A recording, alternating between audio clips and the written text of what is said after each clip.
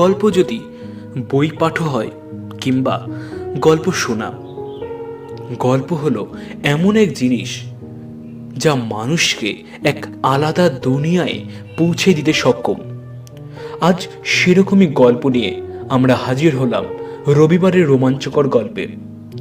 রবিবারের রোমাঞ্চকর গল্প আপনারা শুনতে পাবেন আমাদের ইউটিউব চ্যানেল সবুজ পাতার গল্পে।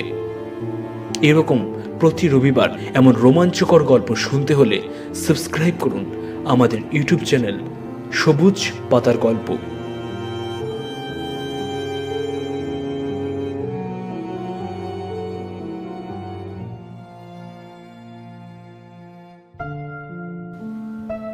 আজকের গল্প হেমেন্দ্র কুমার রায় রচিত ভূতের রাজা।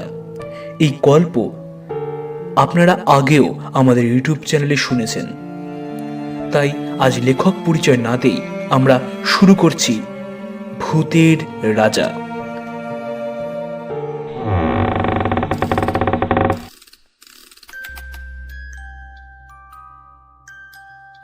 সরকারি কাজে বিদেশে থাকি, ছুটি নিয়ে দেশে ফিরছি। সাঁওতাল পরগনার যে জায়গায় আমার কর্মস্থল ছিল সেখান থেকে রেল স্টেশনে যেতে হলে প্রায় 30 মাইলেরও উপর পথ পার হতে হবে। পাহাড়ে পথ, এক এক মাইল হচ্ছে 2-3 মাইলের ধাক্কা। তার উপর রাতের বেলায় পথে বাঘ ভাল্লুকের সঙ্গে আলাপ হওয়ার সম্ভাবনা কম নয়। সকালয় বেরোলেও মাঝপথে সন্ধ্যা হবেই, তখন একটা আশ্রয়ের দরকার।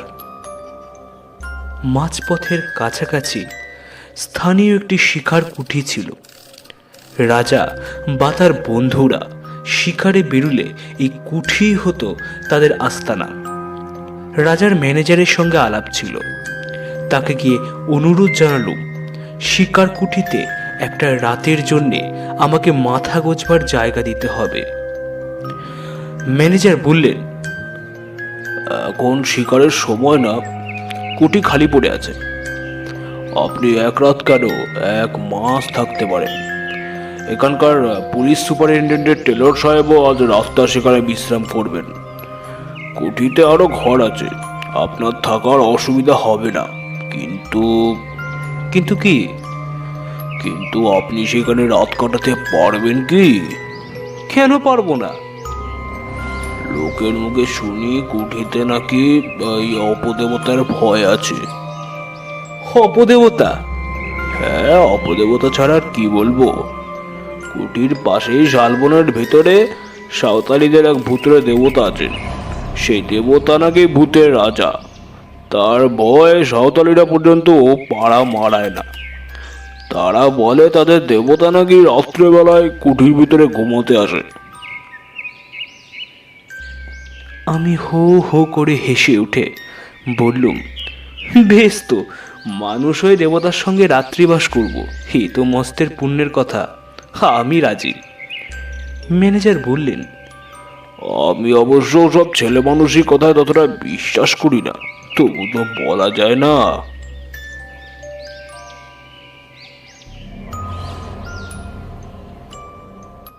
যথা সময়ে ডুলিতে চড়ে রওনা হয়ে সন্ধ্যার কিছু আগেই শিকার কুঠিতে পৌঁছলুম। ডুলি বিহারারা বলে গেল মাইল 3 তফাতে একটা গায়ে গিয়ে তারা আজকে রাতটা কাটাবে, কাল সকালে আবার ডুলি নিয়ে আসবে। কুঠির বারান্দায় একখানা বেতের চেয়ারে বসে টেলর সাহেব তামাকের পাইপ টানছিলেন। সাহেবের সঙ্গে আমার বেশ পরিচয় ছিল। আমাকে দেখে সাহেব বললেন, হাই জয়, গুপ্ত জয়, তুমি কোথায় যাচ্ছ? ছুটি নিয়ে দেশে ফিরছি। তুমি? আমি হোমে যাচ্ছি। তুমি কি আজ এখানে থাকবে? হ্যাঁ সাহেব। বেশ বেশ, দুজনে একসঙ্গে রাত কাটানো যাবে। ভালোই হলো। দুজন কেন সাহেব, 3 জন। 3 জন আবার কে? তুমি কি আমার রাজধানীর কথা বলছো? ও, তাকে আমি মানুষের পর্যায়ে গন্ধ করি না। না সাহেব, তোমার আর্দালির কথা বলছি না। তবে কি কুটির দারোয়ানের কথা ভাবছো? না, সে রাতরা এখানে থাকতে আসে না। না না, আমি দারোয়ানের কথা বলছি না। তুমি কি শোনোনি সাহেব, সাঁওতালিদের এক দেবতা রাত্রে আমাদের সঙ্গী হতে পারেন? টিলর হেসে বলল, হো হো হো, শুনেছি বটে, তার রূপ কথার এক বর্ণ আমি বিশ্বাস করি না। হ্যাঁ, তুমি করো নাকি? করলে একলা এখানে রাত কাটাতে আসি? টেলর পাইপে 3-4টে টান মেরে বলল, দেখো গুপ্ত, সাঁওতালিদের এই দেবতাটিকে আমি দেখেছি। এমন বিভৎস দেবতা পৃথিবীতে দুটি নেই। তাকে দেখে আমার ভারী পছন্দ হয়েছে। পছন্দ হয়েছে? হ্যাঁ, তাই ঠিক করেছি কাল যাওয়ার সময় তাকে আমি সঙ্গে করিয়া নিয়ে যাব। ইংল্যান্ডে আমার বাড়ির বৈঠকখানায় তাকে সাজিয়ে রেখে দেব। আমার বন্ধুরা তাকে দেখলে খুব তারিফ করবে। আমি হেসে বললুম, তাহলে তো বোঝাই যাচ্ছে কাল থেকে দেবতার কুটির ভিতরে শুতে আসবেন না।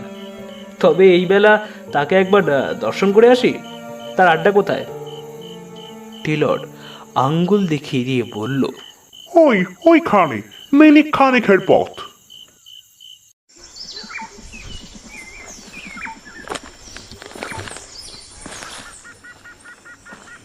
পায়ে পায়ে এগিয়ে গেলুম। কুঠির পাশেই অনেকগুলো শালবন দল বেঁধে দাঁড়িয়ে আছে। তাদেরই ছায়ায় একটা পাথরের ঢিবির উপরে মানুষের মতো উঁচু একটা মূর্তিকে দেখতে পেলুম।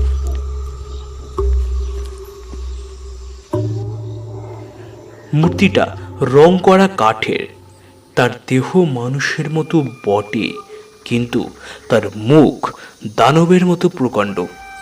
আর সে মুখের ভাব কি ভয়ঙ্কর! দেখলেই বুকের কাছটা ছ্যাঁত ছ্যাঁত করতে থাকে। মাথার চুলগুলো সাপের মতন ঝুলছে, কান দুটো হাতির মতো, মুখখানা খানিক সিংহ আর ভাল্লুকের মতো। দুটো গোল কাঁচের চোখ আগুনের মতো জ্বলছে। হা করা বড় বড় দাঁতওয়ালা মুখের ভিতর থেকে রাঙা টকটকে লকলকে জিভের আধখানা বাইরে বেরিয়ে পড়ে ঝুলছে। কাঁধ দুটো মুন্ডের মাঝখানে, এবং গলাটা দেখলে মনে হয় কি যেন একখানা সরু লিকলিকে বাখারের উপর মাথাখানাকে বসিয়ে দিয়েছে। হাত দুখানা বাঘের থাবার মতো। কোমরের কাছ থেকে পা পর্যন্ত দেহের কোনো অঙ্গই দেখা যাচ্ছে না। কাঠকে খুদে আর কোনো অঙ্গই করা হয়নি। মূর্তির গায়ের রং আলকাত্রার মতো কালো, আর মুখের রং খানিক সাদা, খানিক তামাটে ও খানিক হলদে। ভাবলুম, এই মূর্তিকে যদি সত্য সত্য রাত্রে কুঠির ভিতরে ঘুমোতে আসে, তাহলে আমাদের ঘুম এই জীবনে কি আর ভাঙবে? ধীরে ধীরে কুঠির দিকে ফিরে এলুম।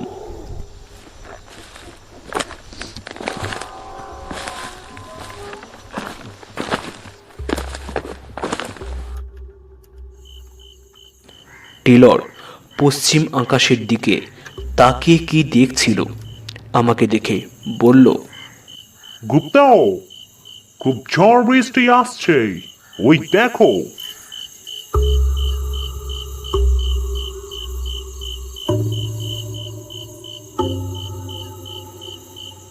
সত্য কথা। পশ্চিম আকাশখানা আচম্বিতে ঠিক যেন কালো কোষ্ঠী পাথর হয়ে গেছে। ঝড় উঠতে আর দেরি নেই।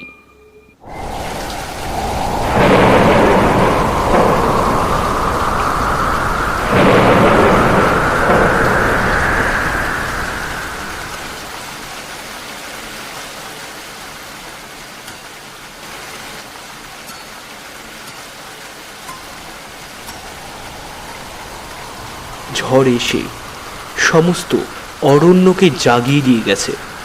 এখন বৃষ্টি পড়ছে মুষলধারে। অনেক রাত, টেলরের নিমন্ত্রণ পেয়ে তার সঙ্গে গল্প করতে করতে অনেকক্ষণ আগে ডিনার খেয়েছি। এখন টেলর তার ঘরে শুয়ে হয়তো দিব্যি আরামে নিদ্রা দিচ্ছে, কিন্তু আমার চোখে ঘুম নেই। ভূত টুত কিছুই মানি না, তবু কেন জানি না মনটা কেমন খুঁত খুঁত করছে। রাজার সেই ম্যানেজারের কথাগুলো আর সাঁওতালি দেবতার সেই ভয়ানক মুখখানা মনের ভিতর দিয়ে ক্রমাগত আনাগোনা করছে। যত তাদের ভুলবার চেষ্টা করি আজে বাজে নানান কথা ভেবে, তত তারা মাথার উপরে চেপে বসে, নরম মাটির উপরে ভারী পায়ের দাগের মতো। বাইরে বৃষ্টি ঝরছে, ঝম ঝম ঝম। মাঝে মাঝে ঝোড়ো হাওয়ার দমকা হাওয়া হা হা হা হা করে উঠছে, যেন কোনো শত্রুকে অভিশাপ দিচ্ছে। তারই ভিতর থেকে একবার শুনলুম হায়নার অট্টহাসি, আর একবার শুনলুম শৃগালদরের মরা কান্না।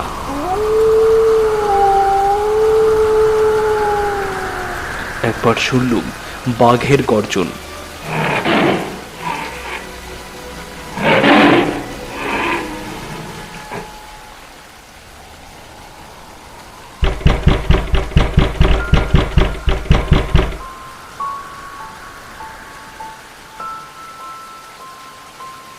হঠাৎ আমার ঘরের দরজার উপর দুম দুম করে আঘাত হলো।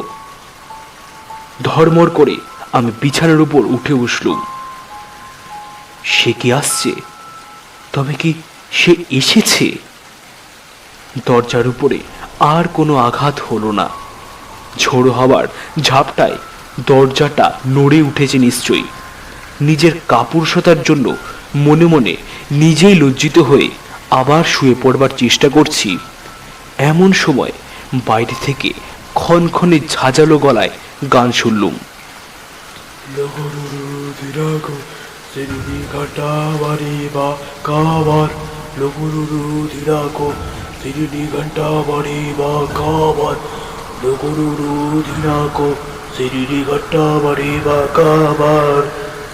এ তো সাঁওতালি ভাষা, নিশ্চয়ই কোনো সাঁওতালি গান গাইছে।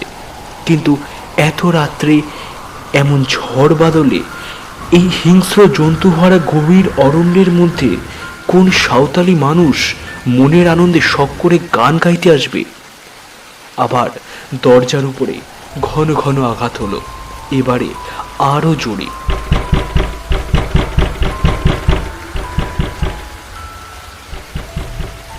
আমার সমস্ত শরীর রোমাঞ্চিত হয়ে উঠল। এ তো ঝড়ের ধাক্কা নয়, এই যে সত্যি সত্যি কে দরজা ঠেলছে আর ঠেলছে। তবে তবে কি সে এসেছে? তবে কি সে এখানে ঘুমোতে এসেছে? আবার গান শুনলুম। এবারে আমার খুব কাছেই, একেবারে কুঠির বারান্দার উপরে সেই তীব্র ক্ষণক্ষণে গলার গান।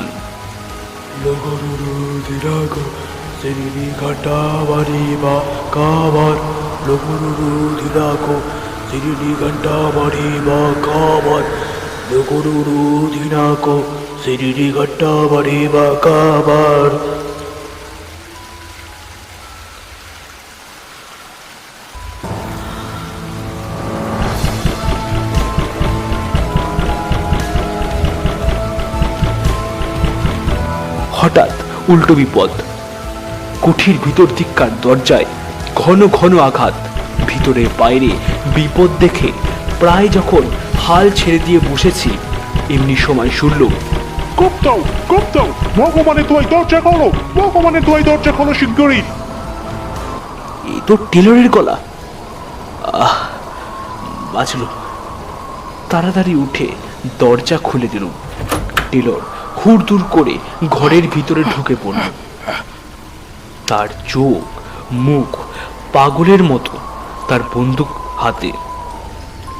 আমি তাকে দু হাতে চেপে ধরে বললুম, মিস্টার টেলর, কি হয়েছে? এত রাত্রে কি দরকার তোমার? টেলর দেয়ালে ঠেসান দিয়ে দাঁড়িয়ে দাঁড়িয়ে বলল, গুপ্ত, আমার দরজায় ক্রমাগত লাথি মারছে আর গান গাইছে। তুমি কি আমার ঘরের দরজার কাছে গিয়ে আমাকে ডাকছিলে? আমি বলল, না না, আমি আমার বিছানা ছেড়ে এক পাও নড়িনি, কিন্তু আমার ঘরের দরজায় কি যে নাড়ছে আর গান গাইছে, ওই ওই শোনো। দুম করে আমার ঘরের দরজায় আবার দুবার প্রচন্ড আঘাত হলো, সঙ্গে সঙ্গে সেই গান।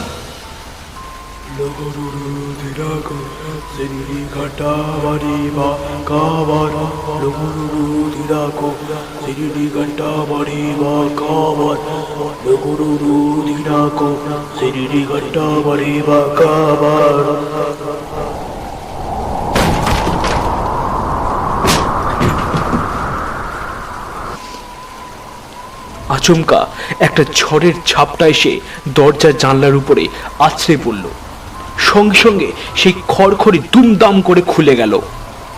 সঙ্গে সঙ্গে বিদ্যুতের আলোকে স্পষ্ট দেখলুম বারান্দার উপরে কার একটা জীবন্ত ছায়ামূর্তি দাঁড়িয়ে রয়েছে। কেউ কেউ এ কি সেই যে প্রতি রাত্রে এখানে ঘুমোতে আসে?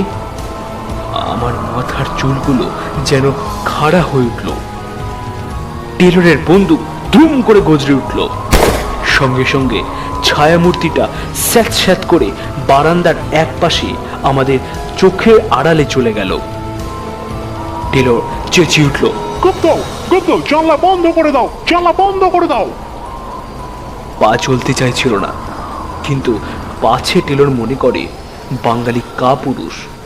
সেই ভয় নিজের সমস্ত দুর্বলতাকে দমন করে আমি জানলার পাল্লা দুটো আবার বন্ধ করে দিল। টেলর টলতে টলতে আমার বিছানার উপর বসে পড়ল। গুপ্ত, কিছু মনে করো না, আমি আজ তোমার বিছানাতেই তোমার সঙ্গে রাত কাটাবো। বাইরে আবার কে গান গাইল।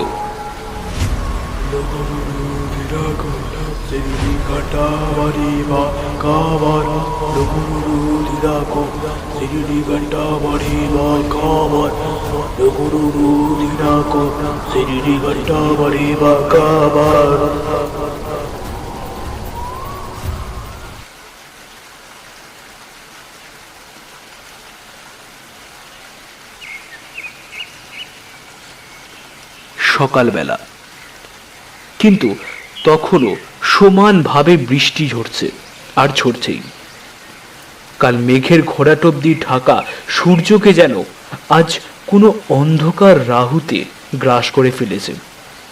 যতদূর নজর চলে খালি দেখা যায় অরণ্য, শ্যামল তরু, বিরাট শোভা আর শৈলমালার গর্বোন্নত শিকড়, এবং তারই ভিতরে এসে পড়েছে তীরে চকচকের ফলার মতো বৃষ্টির অশ্রান্ত ধারাগুলো। কোথাও পশু পক্ষী, কীটপতঙ্গ বা কোনো জীবের চিহ্ন পর্যন্ত নেই। পথের উপর দিয়ে ক্রুদ্ধ জলস্রোতে যেন কোনো অদৃশ্য শত্রুকে বেগে আক্রমণ করতে ছুটে চলেছে। হঠাৎ বারান্দার এক কোণে চোখ গেল, কাপড় মুড়ি দিয়ে কে একজন শুয়ে আছে। কাছে গিয়ে ডাকলুম, এই কে তুই?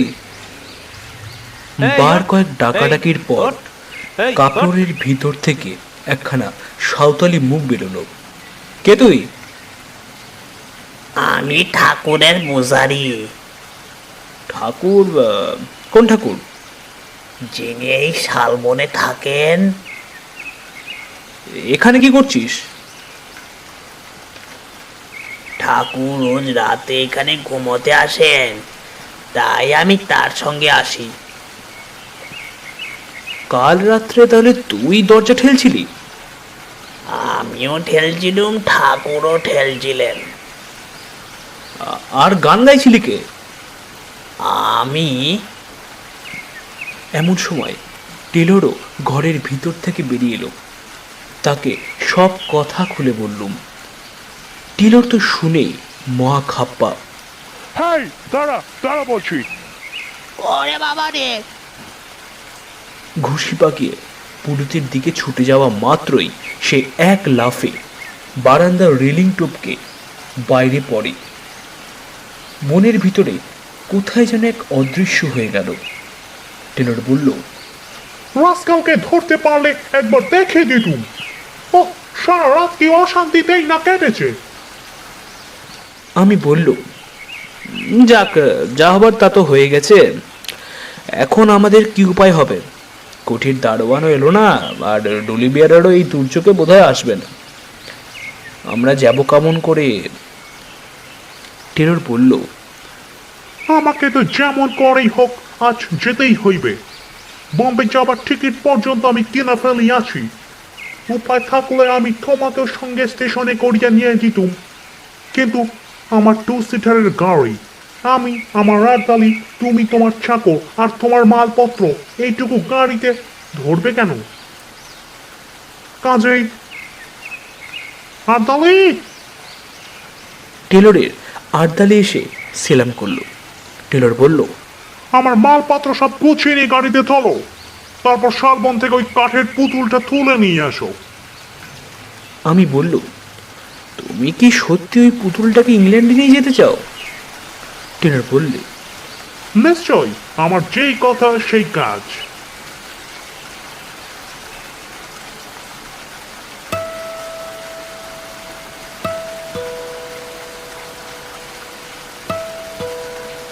আবার রাত এলো। বৃষ্টি এখন থামেনি। আমি এখনো কুঠিরে বন্দি হয়ে আছি। টেলর চলে গেছে এবং যাবার সময় সাঁওতালিদের ভূতকে, রাজাকেও সঙ্গে করে নিয়ে গেছে। সে আর এই কুঠির ভিতরে ঘুমোতে আসবে না। চোখে ঘুম আসছিল না। একখানা ইংরেজি নোবেল বার করে পড়তে বসলুম। ঘন্টা দেড়েক পরে তদ্রার আপিস এলো। আলোটা কমিয়ে দিয়ে শয়নের উপক্রম করছি এমন সময় শুনলুম বাইরে সিঁড়ির উপরে আওয়াজ।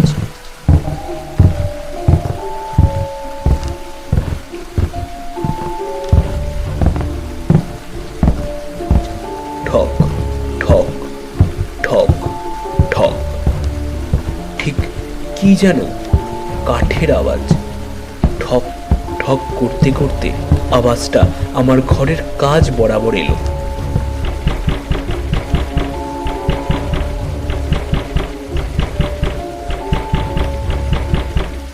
তারপর দরজার উপরে শুনলুম ধাক্কার পর ধাক্কা, ধাক্কার পর ধাক্কা।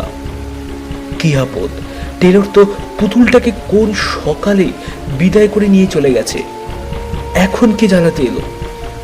নিশ্চয়ই সেই সাঁওতালি পুরুষ বেটা। সে হতবাগা রোজ রাত্রে এখানে আরাম করে ঘুমোয় আর চারিদিকে রটিয়ে দেয় কুঠির ভিতরে ভূতের রাজা শুতে আসেন। ধাক্কার জোর কমে বেড়েই চলল। একবার ভাবলো দরজা খুলে পুরুষটাকে লাথি মেরে তাড়িয়ে দিই। তারপর মনে হলো সে কাজ ঠিক হবে না। দুজনে বিজন জঙ্গলের ভিতরে রাত্রে একলা আমি। যদি কোনো দুষ্ট লোক কুমতলবে এসে থাকেন। বন্দুকটা নিয়ে দরজার কাছে গিয়ে দাঁড়ালো। দরজার এক জায়গায় একটা ছেদা ছিল। বন্দুকের নলটা সেখানে রেখে দিয়ে চেঁচিয়ে বলল, কে কে আছো? চলে যাও, নইলে আমি এক্ষুনি গুলি ছুড়ব। কোনো জবাব নেই। দরজার উপরেও ধাক্কা থামলো না। এখন আমার কথা শোনো, নইলে। বাইরে বিশ্রী গলায় কে হাসতে লাগলো।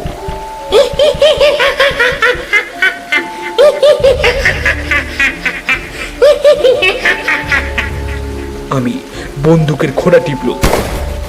সঙ্গে সঙ্গে দরজার উপরে ধাক্কাও থেমে গেল।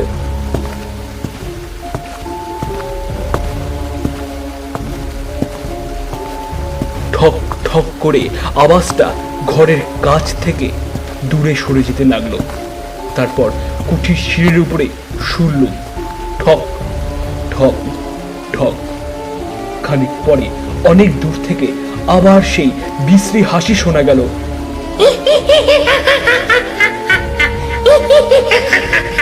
সেই হাসি অমানুষিক, শরীরের রক্ত যেন জল করে দেয়।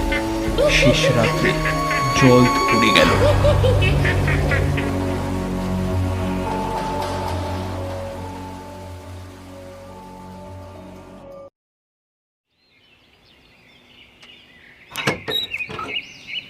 সকালে দরজা খুলতেই কাঁচা সোনার কুচি রোদ এসে ঘরখানা যেন হাসিতে ভরিয়ে তুলল। রোদ দেখে মনটা খুশি হয়ে উঠল। বারান্দায় বেরিয়ে দেখি এক কোণে কাপড় মুড়ি দিয়ে কে শুয়ে আছে। তেরে মারলুম এক ধাক্কা। এই ওঠ, এই ওঠ, এই ওঠ। ধর্মর করে উঠে বসলো সেই সাঁওতালি পুরুতটা। ক্রুদ্ধস্বরে বললুম, কাল আবার এখানে কি করতে এসেছিলি? ভারী চালাকি পেয়েছিস না? লোকটার মুখে ভাব একটু বদলালো না, শান্ত স্বরে বলল, আমার ঠাকুর কাল এখানে ঘুমোতে এসেছিলেন, আমিও তাই এসেছিলাম। তোর ঠাকুর কোথায়? সাহেব তো তাকে নিয়ে চলে গেছেন। আমার ঠাকুর যেখানেই থাকেন সেখানেই আছেন। মিথ্যে কথা, আমি নিজের চোখে দেখেছি। টেলর তাকে নিয়ে চলে গেছে।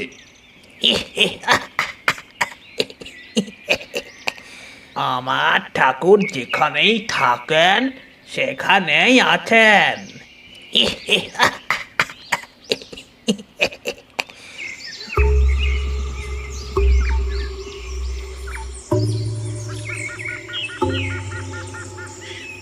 কুঠি থেকে বেরিয়ে পড়ে ছুটে পাশের শালবনে গিয়ে হাজির হলুম। সবিস্ময়ে দেখলুম ভূতের রাজা চোখ পাকিয়ে লপলপে জিভ বার করে ঠিক সেইখানেই দাঁড়িয়ে আছেন। আর আর ও কি? মূর্তির পেটের উপর গর্ত, ঠিক যেন বন্দুকের গুলির দাগ। গর্তের চারপাশে রক্ত জমাট হয়ে আছে। মূর্তির আরো নানা জায়গাতেও রক্তের চিহ্ন। তবে কি আমার বন্দুকের গুলি? ভাবতে পারলুম না। মূর্তির দিকে আর তাকাতেও পারলুম না। কেমন একটা অজানা ভয় আমার সমস্ত শরীরটা আচ্ছন্ন হয়ে গেল। প্রাণপণে সেখান থেকে দৌড়ে পালিয়ে এলুম।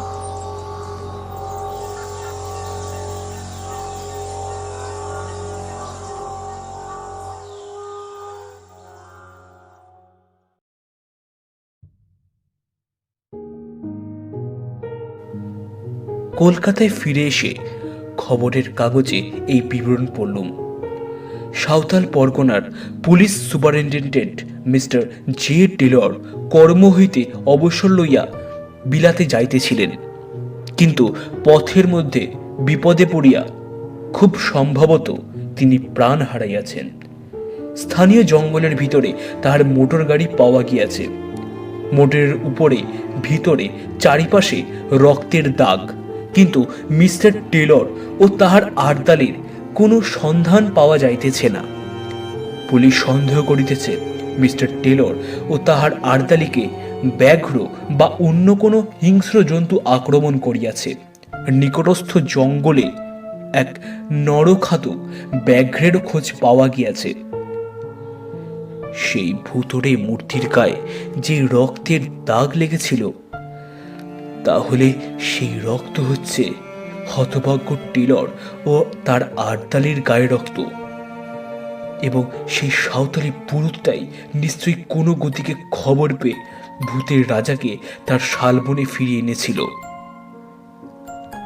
মনকে এই ভুলে প্রবোধ দিলুম বটে, কিন্তু প্রতিজ্ঞা করলাম শিকারি কুঠিতে আর কখনো রাত্রি বাস করব না। কিসে কি হয় কে জানে।